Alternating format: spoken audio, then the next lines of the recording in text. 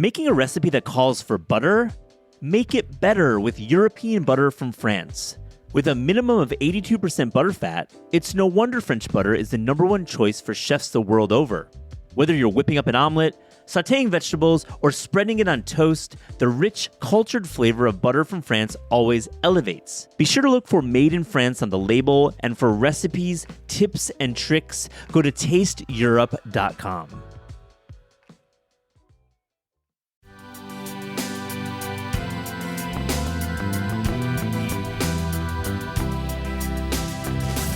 If you're going to try a plant for the first time, you should just have a little bit of it because everyone's different. Actually, the plant is different too.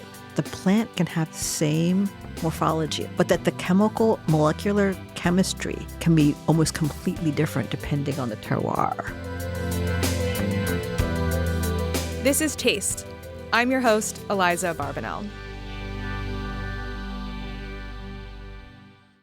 Tama Matsuoka Wong is a renowned forager who supplies top New York City restaurants like Attaboy and Daniel with the good stuff, wild delicacies like chickweed, stinging nettles, and American sumac. She's the author of Foraged Flavor, Scraps, Wilt, and Weeds, and her latest book, Into the Weeds. And it's so fun to have her on the show to get real about the ramps hype, gardening like a forager, and more.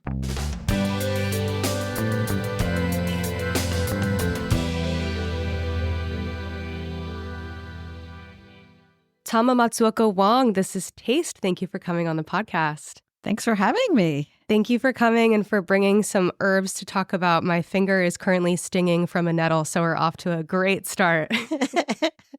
Will you tell me what you brought into the studio to start? Just a couple things I scrounged around this morning. So stinging nettle is up now, and then daylily shoots, shagbark hickory bark, garlic pennycress, wild brassica, hickory bark, shagbark hickory bark.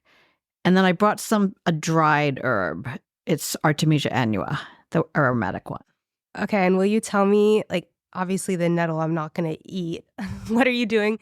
Should I eat the nettle? What? Yes, you should. No, the nettle's for eating, but you just have to blanch it. Okay. If you have some hot water and just throw it in for even till it turns bright green. I know the first time I did this, I was very suspicious that it actually stings a little bit. I couldn't believe, but it does. It completely is not stinging anymore. And then you can use it like a vegetable. And what's the flavor like after it's been blanched? It's kind of herbaceous. Yeah. It's mild and herbaceous. And also if you dry it, it doesn't sting anymore either. So that's why if you have nettle tea, people make nettle tea. Yeah. And you can dry it and it doesn't sting you. Oh. I always think about plants like nettle that sting. I'm like, who was the person that decided, actually, I'm going to try to eat this? I don't know. I know, but I feel like it's ambitious, and I love that. So, Tama, out of all of the herbs that you brought in today, what's one that you wish could be widely available in grocery stores for everyone? Brassica rapa. Okay, tell me more. Tell me why. Okay, so, I think it's the brassica family is where we're getting a lot of our vegetables, like broccoli and cauliflower and a lot of the big leafy vegetables. And this wild brassica is actually, I feel like it's some of the best of all of them. Because at this time when it's just growing and shooting up, it's sort of crunchy. It has a little bit of a kick, but it's sweet. And the crunchiness is really nice. It's very leafy. So I think it's something that everybody can recognize, but it's a little bit different. Yeah, I'm eating it. I'm nibbling on a leaf right now. It has a really nice flavor. I feel like it has that kind of bitterness that you would expect from even tender broccoli leaves or something. And right now what I'm eating looks like a leaf. Is there a larger part of the plant that grows with it, or is this the core part of the plant? It tends to shoot up, so that's one of the challenges. With the weather, when it was 70 degrees, I think last week, that was when we were running around trying to hurry before it bolted. It bolts really fast. And then when it bolts, it's the flavor changes? It gets really, the problem is the woodiness. So good taste and good food is also about the texture.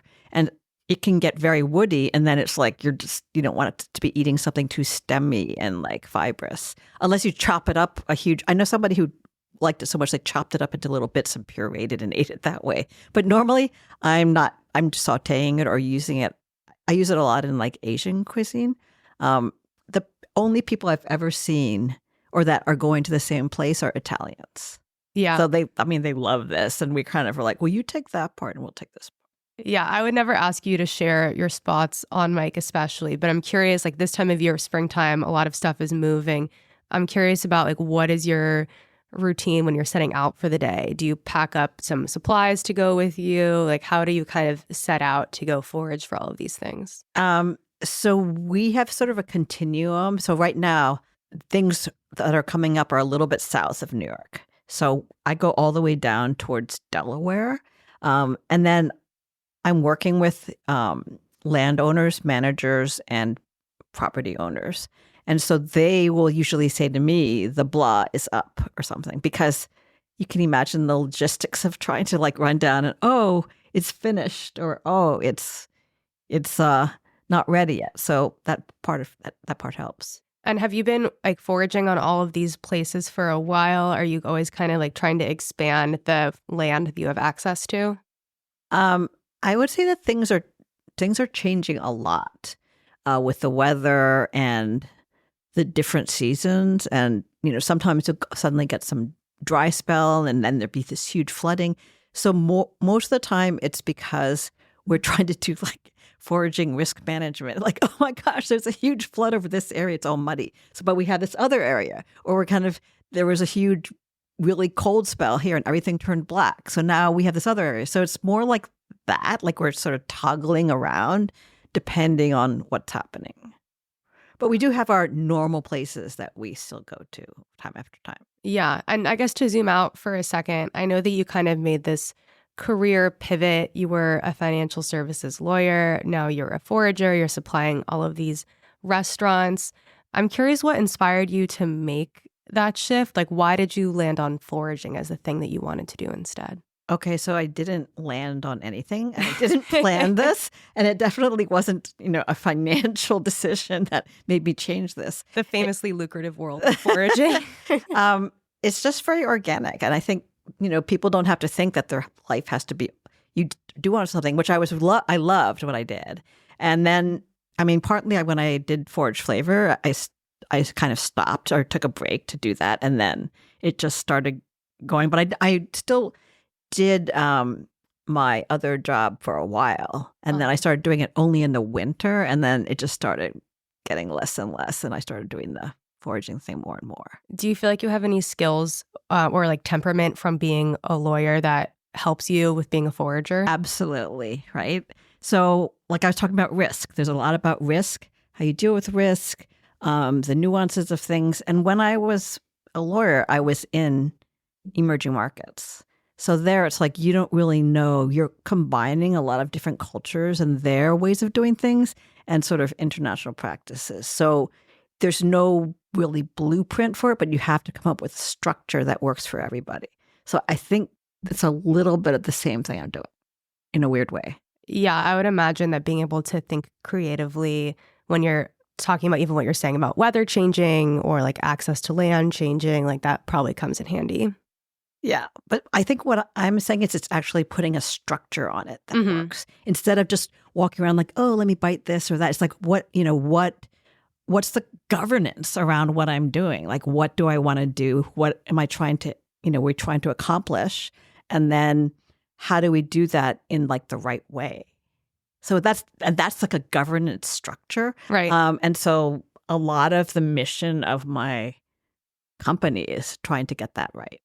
Right. And maybe this is a big question, but how do you define the right way when it comes to foraging? I feel like there are a lot of conversations in food media about like ramps, for example, being over foraged. Is that something that you think about? Yeah. So sustainability, yes, is the right, I think is,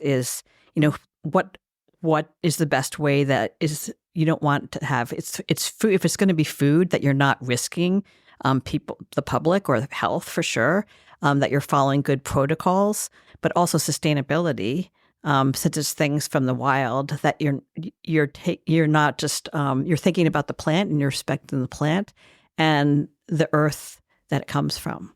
So with ramps, I actually in the beginning I was like, I don't think anybody should be foraging, ramps, but that didn't really go anywhere except that probably people felt guilty when I said things to them. So I'm coming about from this from kind of a land stewardship perspective.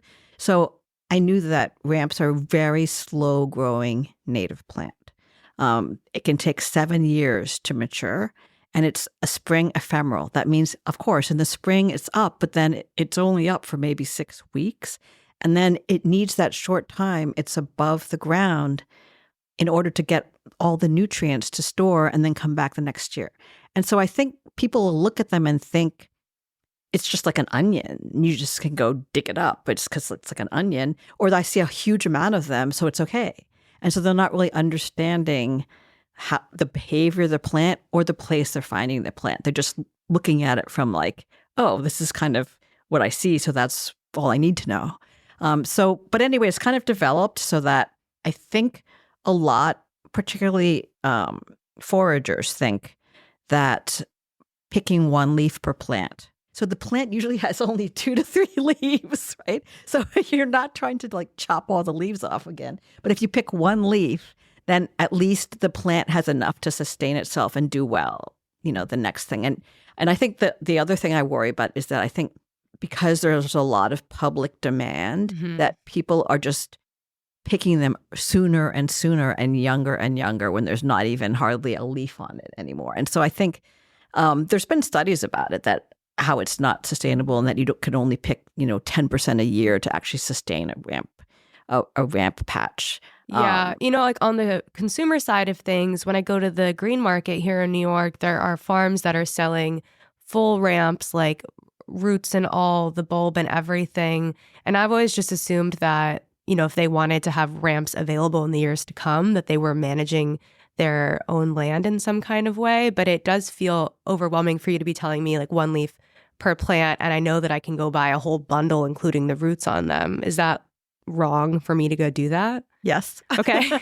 So, and I'm not saying that a farmer or any particular individual is not managing it, but once you start having people do the bulb, then there's no way to really distinguish between one and the other without going there and checking on them, which we're not. So if you said leaves only, then you would be pretty sure at least that they're not digging the bulb out. So I think, again, if you're thinking in a larger context of a structure, by buying bulbs, you're encouraging the people who aren't managing it properly to do so. I think that's a good point. And I will admit to you in our Forager confessional that we're doing right now that I did forage ramps upstate a couple of years ago, and I did dig up the whole plant. I didn't take that many of them. Like I left the vast majority of them, but I do think I did that because when I had bought ramps previously, that is how I was used to receiving them. That becomes the mode that everybody's looking to. I mean, there's also an issue about going into a forest and digging, because especially in the mid-Atlantic part of the country, there's a lot of invasive plants. And so by digging, you're opening up the soil and the ground to invasive plants coming in. And you're also disturbing some of the mycelium and things in there. So the idea of digging in a forest, which is fairly intact, is also not a great practice. And having people tromping around and digging is even worse. Yeah. Okay. Well, I will say in my defense that it was on a roadside. It was not in a forest. This was very funny to me is that I was upstate during ramp season and I wanted so badly to find ramps. And the whole time I was up there, I couldn't find them. And then when we were just driving out of where we were staying, I paused for a second and realized that it had been surrounded by ramps the entire time, but I hadn't thought to look for it in that place, which maybe sounds obvious to you, but was pretty funny to me that even when you think you're looking, you're only looking half the time. I'd also caution about picking things on the roadside. Yeah. That leads into the next one. Okay. Gas, maybe, right? Is that it's just pollution? Yeah, and you don't know what people are sort of dumping or what was the, I don't know where, but that's, you don't know the quality of the soil. Yeah, there's dumping or what kinds of pollutants could be there. And also, I'm pretty sure you didn't get permission when you did that. Maybe not. And I'm not trying to be like the Debbie Downer type, Tama Downer type of person here, but I do think that getting permission is really important. Partly just for, again, you don't know what kind of, there's a lot of spraying and things going on with poisons, much stronger than Roundup. I mean, like heavy poisons. But I think it's also just, I feel that, foraging is really, the great thing about it is it's kind of a community.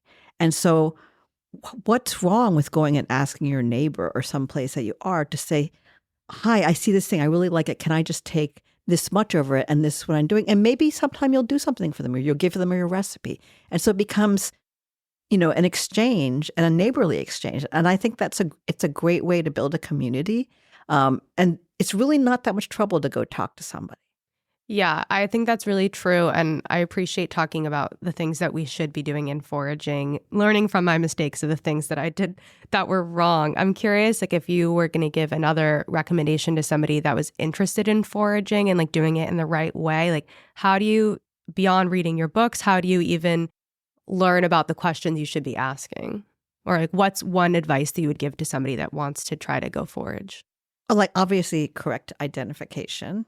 And there's a lot, from the time that I wrote Forage Flavor, there was some stuff, but now there's just so much information available. There's also an app called iNaturalist, which seems very well populated now with a lot of people who can at least should be able to point out things.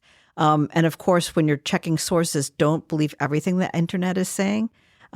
So I would check identification. And then I would also, if you're going to try a plant for the first time, then you should just have a little bit of it because everyone's different and you want to make sure that your body isn't having a reaction. And actually the plant is different too. I just finished taking a Cornell course in medicinal plants, and they were showing that the plant can have the same morphology, like it's the right same species, but that the molecular chemistry can be almost completely different depending on the terroir. Wow. So like a mugwort in Brazil had completely different organic chemicals in it than, the terpenes and things like that as just one growing in New Zealand. That's so trippy to me. I feel like that's the coolest thing about plants is that if you don't know a lot about them, it's so hard to It's like never ending. Yeah. It's never ending. It's like, oh, nature, you really did that. And we're just finding out about it now, but it's been happening the whole time. Yeah. Okay, so if ramps are maybe on your no list for No, spring it's not on my produce. no list because we are doing... Because I decided that the best way was not to just be like the naysayer bad person, but to provide people with an accessible alternative. Like you can pick these, or you can push the button for these, or you can push the button for one leaf per plant. So I do offer them at Fresh Direct. It's not in season, but maybe in 2 weeks, so that you can push that button. And I think you could definitely ask at the farmer's market that I want to get ones with no bulbs. And I'm pretty sure that farmers will start accommodating that. I mean, definitely chefs are doing that. Yeah. What else are your chef clients interested in getting from you when spring rolls around? All the things I mentioned, they're getting. All the things we have in front of us today. And more, but definitely the things that I showed you right now.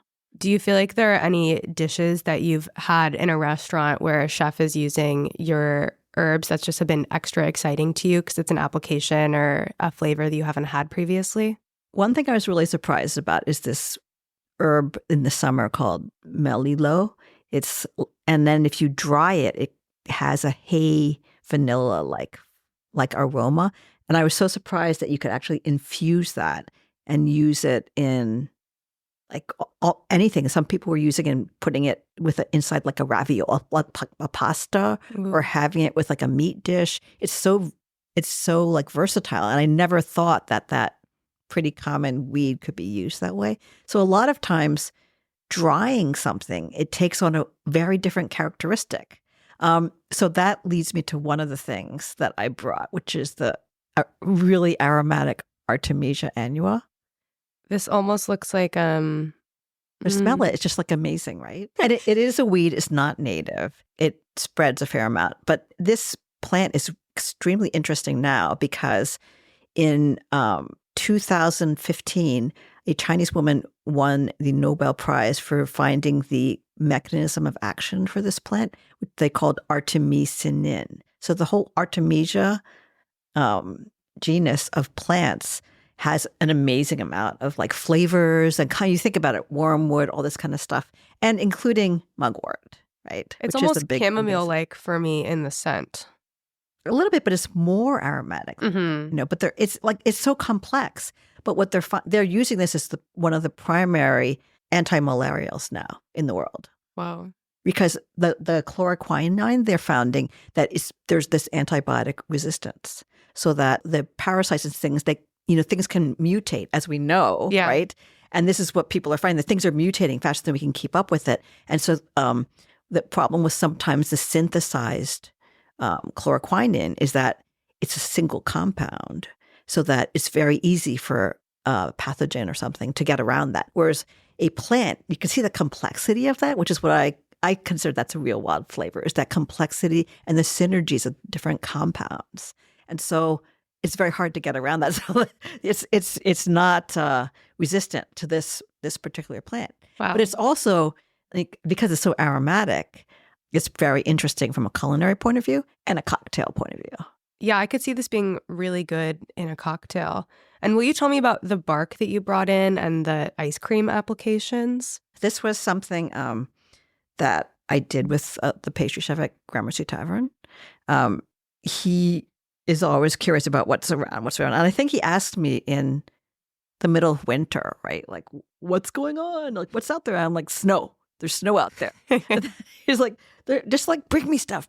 So then I found, I always research things before, and I found that shagbark hickory bark has been used, as a tonic syrup by Native Americans and other uses. So I brought in this bark, and, usually I'm very careful about bringing bark, because if you peel the bark off a tree, I'm thinking of the plant, you're kind of killing the tree. So this is a shag bark, so it actually peels off. And so when I saw this, it's it doesn't smell like anything. It's like a house shingle.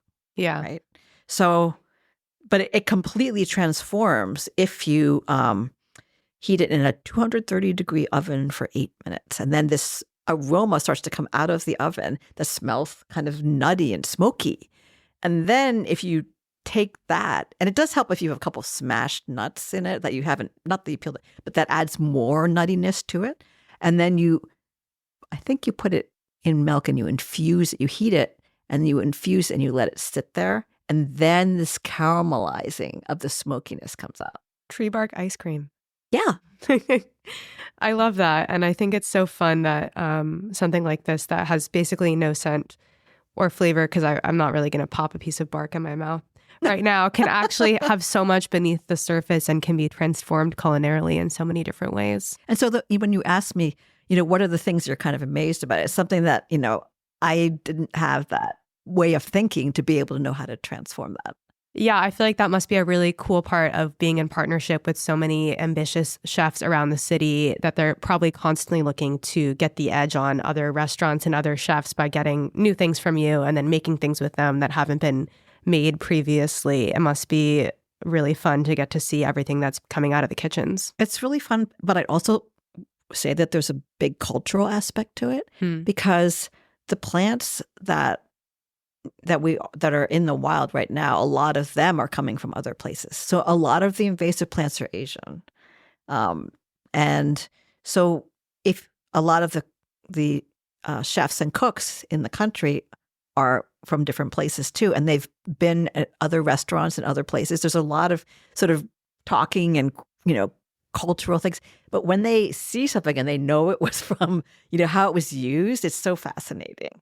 Yeah, and I appreciate you saying that, because I do think like the context for how these herbs have been used by certainly like indigenous people in America and other places that they come from, like maybe it's a new application for me or for somebody that hasn't had it before, but like this is not the first time these plants have been eaten or been used in different ways. Even more than that, it could be a huge gourmet culinary tradition. It's just that we don't recognize it because we've got this idea that if we didn't plant it, then it's, rubbish or weeds or something like that. Yeah, or how is it safe to eat, those kinds of thoughts. Right. I do think, like, to bring it back to ramps for a second, what I think is interesting about them is that it is, for me, maybe like the first new piece of produce you get in the market in the spring. Maybe you get like green garlic or something else, but as someone that has been buying root vegetables at the market for so many months and you get something in that's new, same with fiddlehead ferns, I feel like come on the earlier side. And I think one of the reasons why people get so excited about them is that it is like the first new thing, and it's kind of heralding asparagus and peas and all these other things that are going to come in as well. Right. So, and then I kind of feel that there's tons of things coming in before ramps. Okay, tell me what I'm missing. Well, all the things we're talking about, like yeah, all nettle, of these spring things. garlic mustard, daylily shoots, chickweed, wild upland cress, all this stuff is coming in before ramps.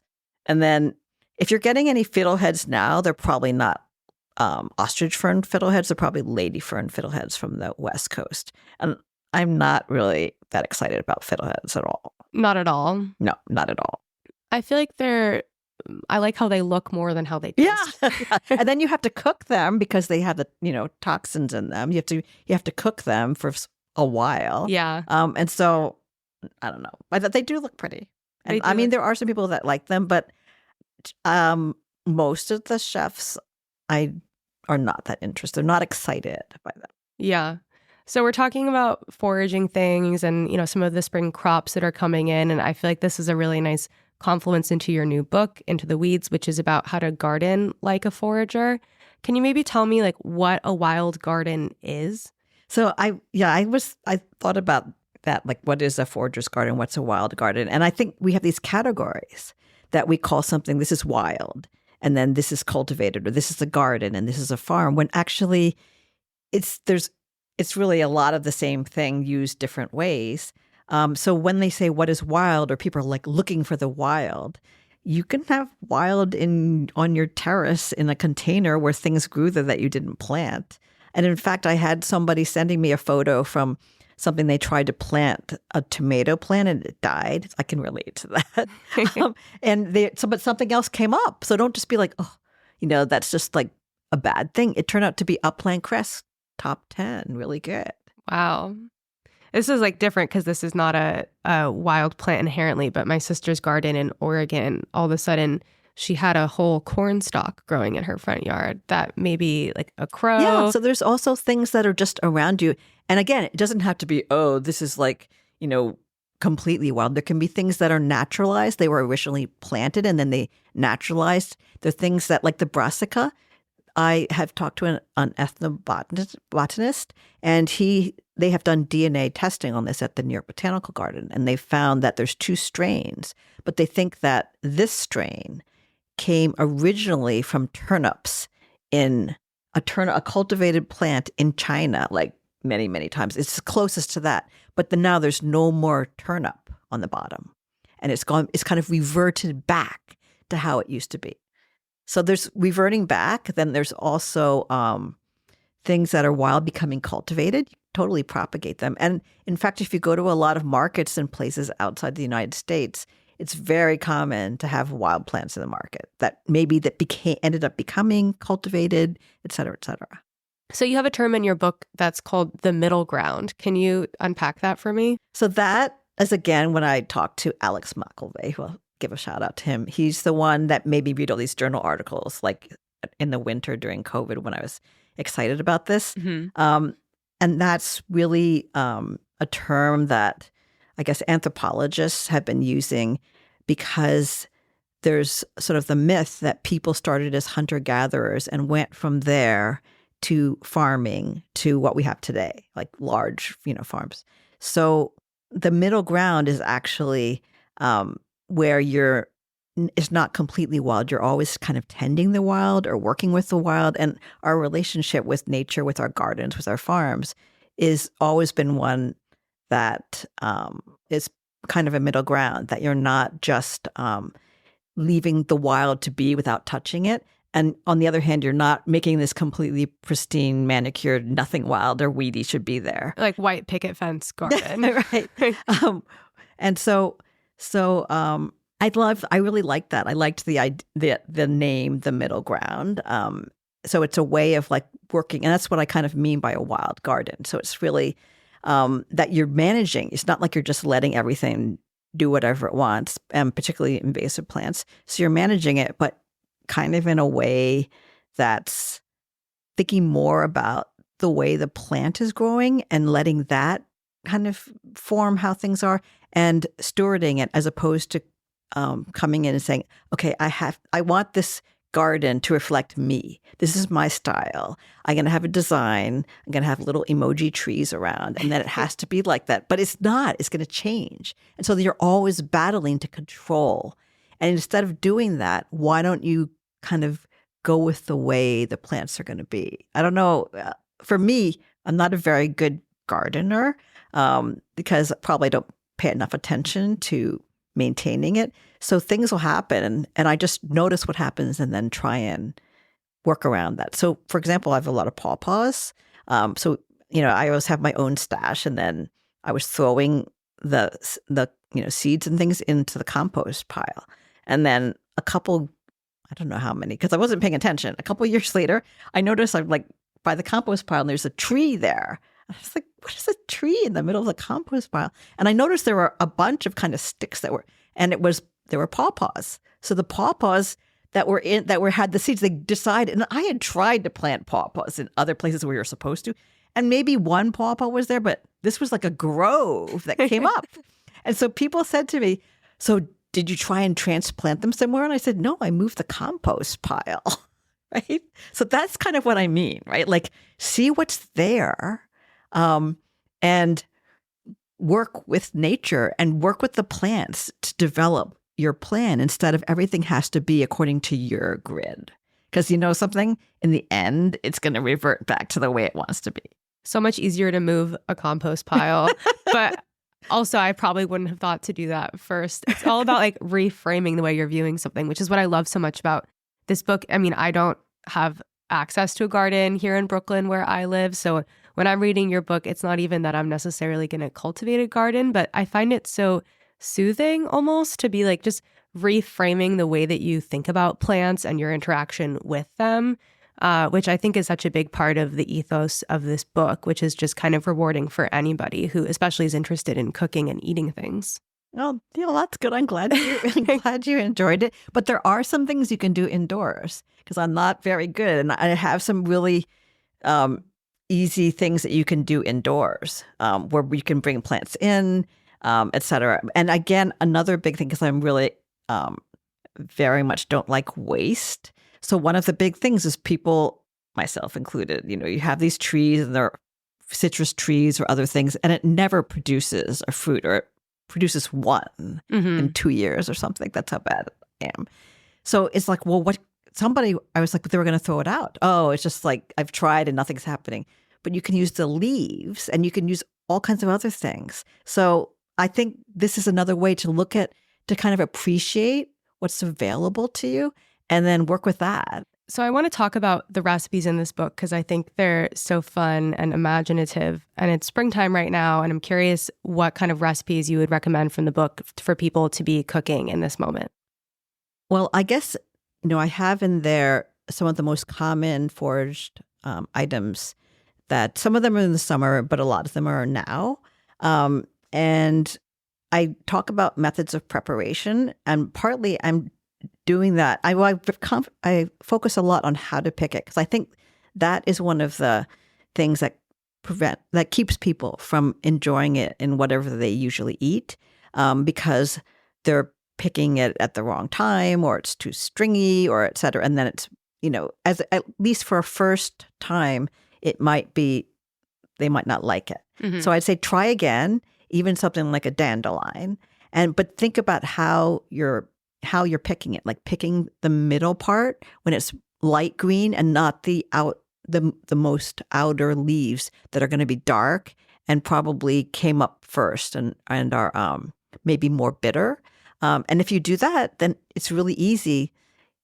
I think for those, you don't even really need a full recipe. You could put it in a salad. You can braise it any way that you like to eat vegetables or greens. It can go well in.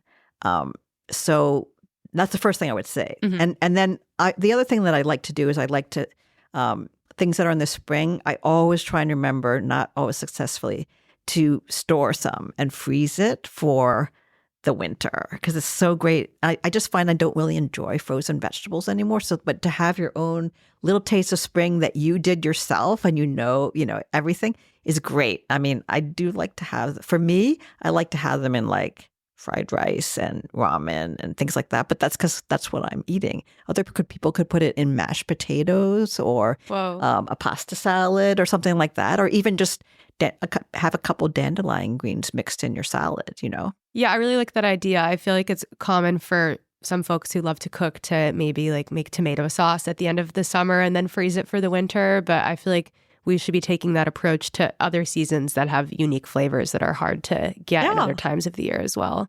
I do like the spruce tip mocktail recipe, which you could also add a little gin to. I think it kind of works for anyone. And then speaking of the citrus leaves, I do like the meatball with lime leaf, galangal, and ginger in it. It's really good. And you can freeze those too. Yeah, I have some lime leaves in my freezer. Yeah, see? But I don't, maybe you can tell me if I'm doing this wrong. I don't ever thaw them. I just kind of like toss them into like a soup or something when I'm making them and just feel like it's going to be fine. Is that okay? I think it's okay for a soup, which is kind of basic. For the meatball thing, yes, I'm using fresh ones. Right. And then I'm cutting them up really small so that it's not too, again, I'm taking out again, texture is a big thing, right? So that mid rib that can be fibrous. So I'm taking that out and then I'm chopping it up. I feel like the texture takeaway is one of the biggest things I've had from this conversation because it does impact your eating experience so much more. Well, so there's the other thing is, purslane is not purslane season, but it is a really, really great, healthy, high source of omega-3, and it's kind of a little tart. And so many people don't like it. And when I ask them why, they say because it's slimy. And I've never had any slimy purslane at all.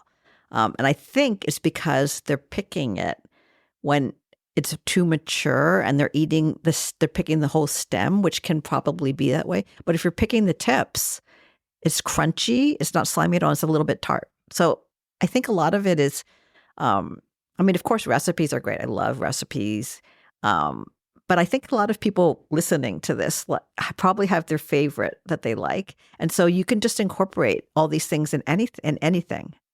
Yeah, and knowing the plant, which is something that you talk about a lot in this book, which also means knowing that the tips of the purslane are probably the most delicious part, is really what empowers you to be bringing these foraged foods into your recipes in the first place instead of having to start from the very base level. Yeah.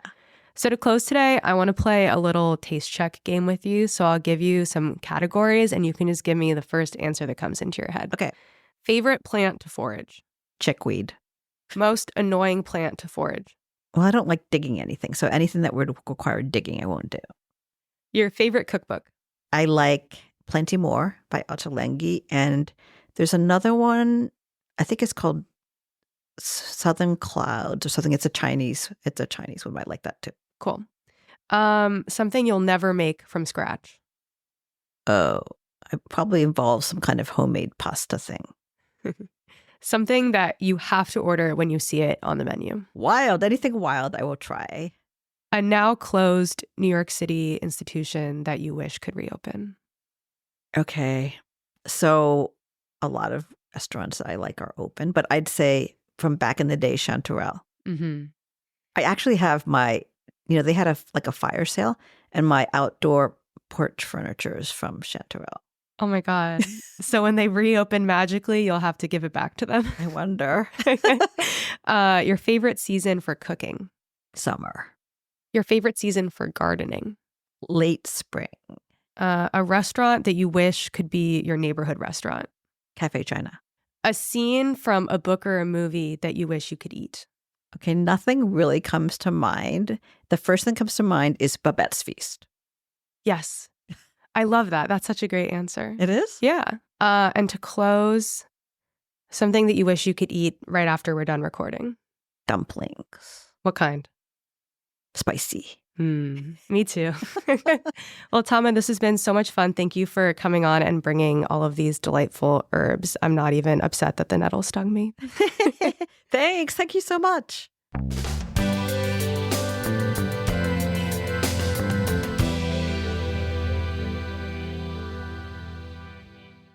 Hey, Liza, what's up? Not much, Matt. How have you been? I'm really great. Let's go over 3 things. Yeah, let's do it. What's your first? My first thing is that I went to a really great pop-up at Rodora last week. It was with Pika Pika and Fruit Som, who are 2 different pop-ups I've been following for a while. They did a collab, kind of Southeast Asian menu. I think my favorite thing I had was this banana ketchup char siu pork. Wow. I know. I had to pause after I said that. Wow. For the I visceral love that. reaction. So just like perfectly cooked and like melting in your mouth, like so fatty in a really great way.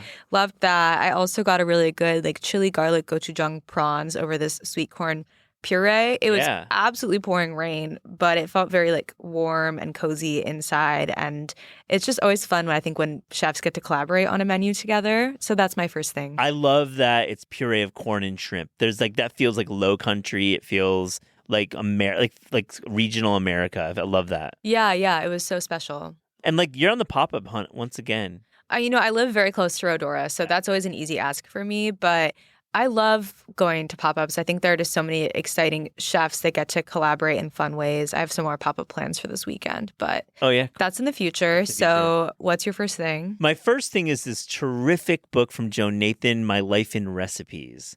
Joan has written her final cookbook, as she tells me, in an interview that will arrive in the next month or so, but I wanted to right away talk about this book. Are you familiar with the work of Joan Nathan? Yeah, her latke recipe is my family latke recipe. Yeah. I thought it was like our family heirloom, and then I realized it was from her cookbook, but that just really makes her cookbook our family heirloom. That's amazing to hear. I mean, her recipe writing is tremendous, and there's so many recipes that are iconic. Her career is so diverse. I mean, she's actually more of a journalist than a recipe developer. She spent time working at the Washington Post, at the New York Times, Boston Magazine. She worked in Jerusalem as a attaché to the mayor of Jerusalem. And, for the past, I would say 30 years, she's had frequent contributions in the New York Times and is a fan favorite over there in the food desk. So her last cookbook, what's the spiel? Great question. And in the book itself, to me, is the perfect kind of final cookbook. And I asked her if it's a final. She's like, leaves the door open, kind of like in that Tom Brady, Michael Jordan way. Like the LCD Sound System final tour every 2 years. Oh my gosh! I went to the final two shows. I went to the last show at MSG and the last show at Brooklyn at Terminal 5 back in 2010, and that was like the end of the LCD Sound System. I went to a final show at Brooklyn Steel in 2019. Oh yeah, that final show. So we've had our share of final shows. Wow. So yeah, for those here for Joan Nathan, you're getting a little bit of James Murphy. But let's talk about Joan a little bit more. So Joan, to me, she's written regularly about Jewish food, but her contribution to food writing is significant. She was writing about regional cuisine. She was writing about like communities in Boston. Like black communities. She was writing about black food in Boston in the 1970s. It's like stuff that we don't think about Joan Nathan as being a journalist, but she really was a terrific writer and had a real editorial sense. And really, this book itself is like her history through recipes. And I know that's been done a lot, but I went to I do a little bit of research for these interviews we do. I found myself reading it for 3 hours, the book. I love that. I can't wait to read it. Yeah, what's your next thing? My next thing is that I went to the Hana Makgeolli tap room recently up in the very top part of Greenpoint to hang out with Alice, who I hope to have on the show soon. And I got to try all of these different great drinks that they're doing. And I think my favorite one, they're calling Omija. It has a Shisandra berry, almost like a co-ferment with this fermented rice. It's like this beautiful blush pink. It's extra tangy because it has that malic acid from the fruit in addition to the lactic acid. It's very much like a rosé kind of vibe if I was going to generalize, but it's really just its own kind of drink, and it was really so good. Yeah, I mean, the Hana Makgeolli team is just doing tremendous work in opening multiple tap rooms and just really getting the name out there with great product innovation. And, I don't drink anymore, so I haven't really been on top of the makgeolli game, but back in 2013 when we reported on Koreatown for the book, we found a few here and there makgeolli producers. Still wasn't quite what they're doing at Hana. I think it's just like really it's its own. It feels like the natural wine moment for makgeolli is what Hana Makgeolli is doing. And I can't wait for you to have that interview. Yeah. She's actually going to Raw Wine in LA pretty soon to have Hana Makgeolli at the wine fair. So I think we'll talk when she gets back, and it'll be fun to kind of talk about what it's like to be in conversation with these other kinds of producers that are doing really high quality, like organic, naturally fermented work, but she's doing it in this whole different space. How cool. What's your next thing? Have you heard of Colonel? Colonel Sanders? Colonel Sanders, no, but good guess. Colonel is the brand new plant-based robotic restaurant from Steve Ells, the founder of Chipotle. I have heard about this. It's on like 23rd Street or You something. got it. It's on 24th and Park Avenue. I was just at a dinner party with somebody who's been working for this. I had a lot of questions. Oh, it's definitely inspired questions for me, but I got to go this week and try most of the menu, and I have to say it's amazing. The food is really good. And I got to give a lot of credit to Andrew Black. He's a longtime friend and somebody who worked for years at 11 Madison Park, and it's all plant-based. There is a robotic arm in the dining room.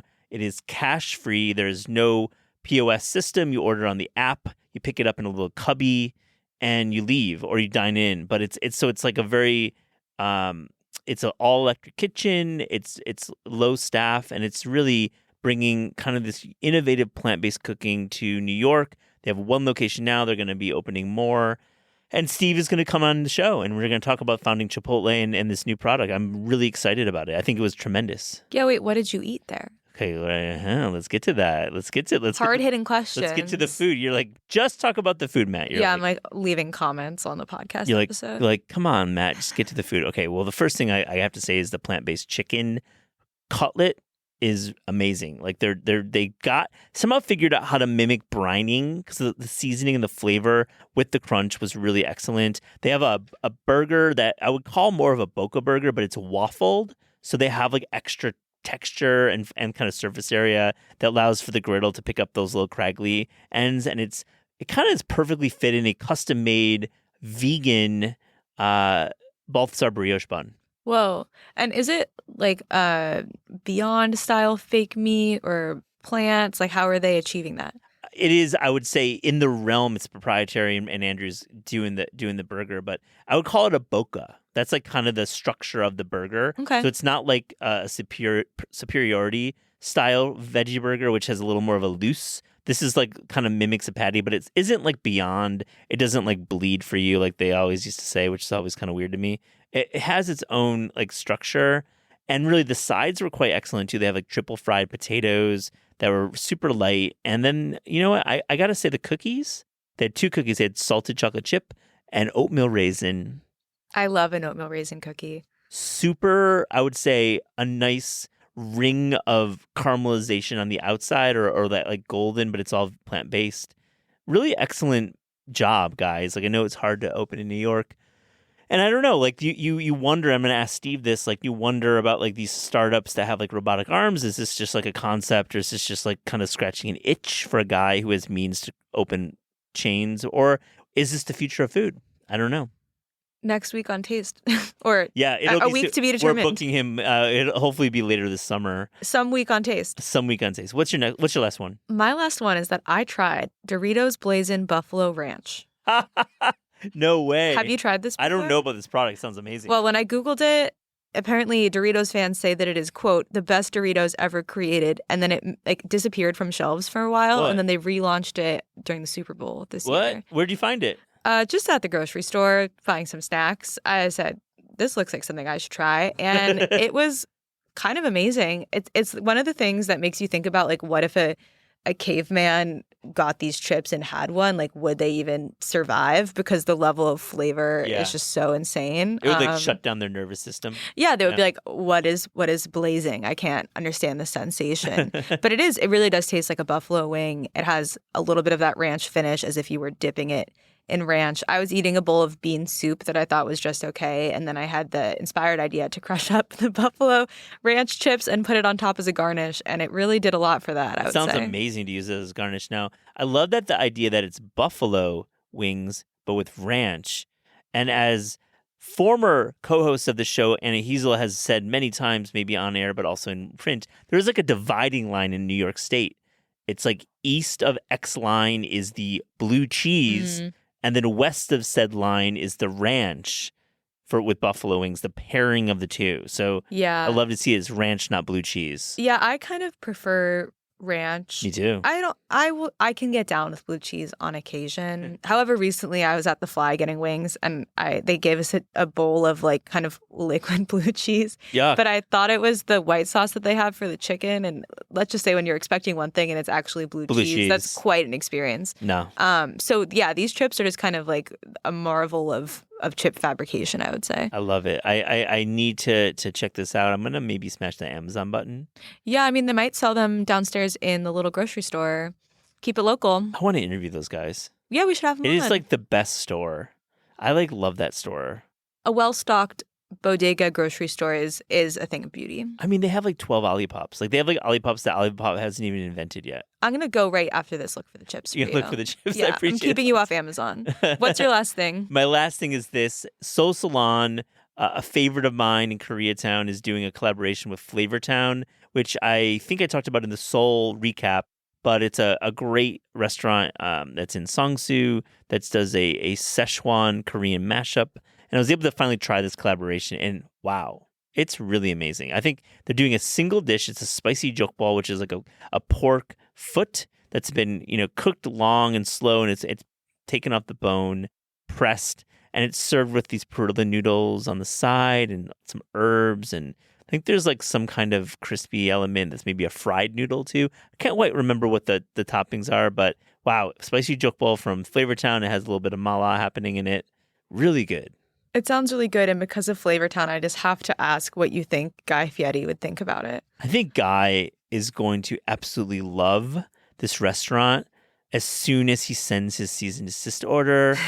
And too soon, but honestly, it's interesting what Guy's response will be to Flavortown, spelled with the British spelling, though. Oh, so they're safe. I guess they're safe. They can claim that they were Australian and didn't know. It's funny. I was talking to the owners, and I made a very mild joke. My read was like they didn't want to talk about Guy Fieri. That's okay. We can talk about it. I know. It's just like it always comes up. Literally, everyone's like Flavortown. It's that. But like, I honestly think it's its own thing. It's a Szechuan Korean mashup. It's an amazing place. Hopefully, they'll open a permanent location in New York at some point. I think it'll be a big success. Yeah, I would love to get to try that. It sounds It's great. very cool. Well, thanks for sharing your 3 things. Yeah, anytime. This is Taste is hosted by Matt Rodbard and me, Eliza Abarbanel. The show is produced by Shalia Harris and Pat Stango and edited by Clayton Gumbert. Theme music by Steve Rydell. Visit Taste online at tastecooking.com and make sure to subscribe to our newsletter for updates on all cool things happening.